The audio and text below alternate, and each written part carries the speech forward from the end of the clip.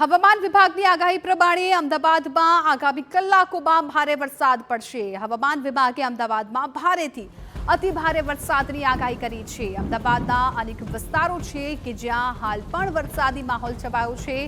મેઘરાજાએ ગઈકાલ રાતથી જમાવટ બોલાવી છે અને હવામાન વિભાગે ભારેથી અતિ ભારે વરસાદની આગાહી કરી છે, એટલે કે આગામી જે કલાકો છે એ પણ અમદાવાદ માટે ભારે રહેશે।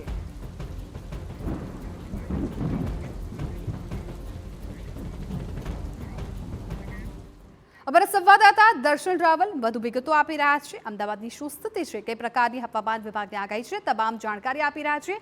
દર્શન, તમે અત્યારે કઈ જગ્યા પર ઉપસ્થિત છો? દેખાઈ રહ્યું છે તમારી પાછળ પણ કે ભારે પવન સાથે વરસાદ છે અને હજુ પણ હવામાન વિભાગે પણ ભારેથી અતિ ભારે વરસાદની આગાહી કરી છે। આગામી કલાકો અમદાવાદ માટે ખૂબ જ ભારે।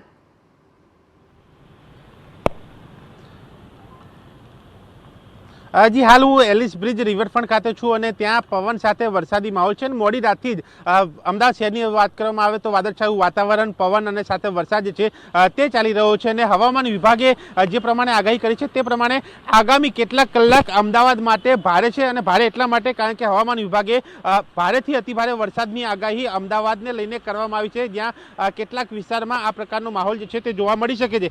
સાથે જ હવામાન વિભાગે જે પ્રમાણે 2 દિવસથી જે આગાહી કરતું આવ્યું છે તેમાં આજની વાત કરવામાં આવે તો આજે દક્ષિણ ગુજરાતના જે ભરૂચ, ડાંગ, તાપી, નર્મદા સહિતના જે જિલ્લાઓ છે દક્ષિણ ગુજરાતના, ત્યાં સાથે બનાસકાંઠા, સાબરકાંઠા, મહેસાણા, ઉત્તર ગુજરાતના જે વિસ્તારો જે છે, જિલ્લાઓ છે, ત્યાં પણ ભારે વરસાદની આગાહી કરવામાં આવી છે અને આગાહી પ્રમાણે વરસાદ પણ જોવા મળી રહ્યો છે। સાથે જ આ રિવરફ્રન્ટ સાબરમતી નદીના દ્રશ્યો જોઈ શકાય છે। અમદાવાદમાં જે પ્રકારે વરસાદી માહોલ જામ્યો છે, એક આહલાદક દ્રશ્યો જે છે અહીંયા જોવા મળી રહ્યા છે, એક ધુમ્મસભર્યું વાતાવરણ પણ અહીંયા જોવા મળી રહ્યું છે। એટલે આ પ્રમાણેનો માહોલ જે છે તે હાલ અમદાવાદની અંદર જોવા મળી રહ્યો છે। મોડી રાતથી વરસાદ છે, વરસાદી પાણી ક્યાંય ભરાયા નથી કારણ કે એક સાથે એટલો વરસાદ નથી પડ્યો, પરંતુ જે પ્રમાણે વરસાદની આગાહી છે, જો તે પ્રમાણે વરસાદ પડે તો અમદાવાદ શહેરમાં વરસાદી પાણી ભરાવાની પણ સમસ્યા સામે આવી શકે છે। સાથે જ એક ડેટા એ પણ આપણે જણાવી દઉં કે જે પ્રમાણે હવામાન વિભાગે સતત આ વરસાદ ઉપર નજર રાખતું હોય છે, ડેટા એનાલિસિસ કરતું હોય છે, તેમાં 12 સપ્ટેમ્બર સુધીની જો વાત કરવામાં આવે છે જુલાઈ મહિનાથી, તો અમદાવાદની અંદર સાથે જ મહેસાણા છે, ગાંધીનગર છે, અરવલ્લી છે, દાહોદ છે, પંચમહાલ છે, વડોદરા અને નર્મદા, આ જ જિલ્લાઓ જે છે, શહેર જે છે, ત્યાં વરસાદ ઓછો પડ્યો છે, જેમાં અમદાવાદમાં 28% ઓછો વરસાદ જે 12 સપ્ટેમ્બર સુધી નોંધાયો છે અને જો આ આગાહી પ્રમાણે વરસાદ પડે તો આ ઘટ જે છે તે અમદાવાદ શહેરમાં પૂરી થશે।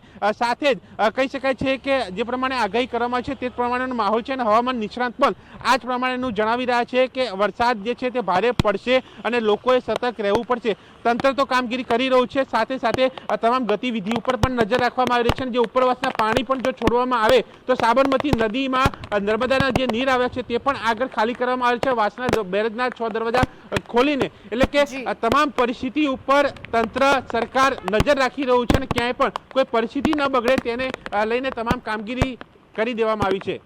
બિલકુલ દર્શન, તો જે પ્રકારે અમારા સંવાદદાતાએ માહિતી આપીને ત્યાંના દ્રશ્યો પણ દેખાડ્યા। અમદાવાદના મોટાભાગના વિસ્તારો એવા છે કે જ્યાં અત્યારે પવન સાથે વરસાદ વરસી રહ્યો છે અને એમાં પણ હવામાન વિભાગે અમદાવાદમાં ભારેથી અતિ ભારે વરસાદની આગાહી કરી છે, એટલે કે આગામી કલાકો છે અમદાવાદવાસીઓ માટે ખૂબ જ ભારે રહેવાના છે।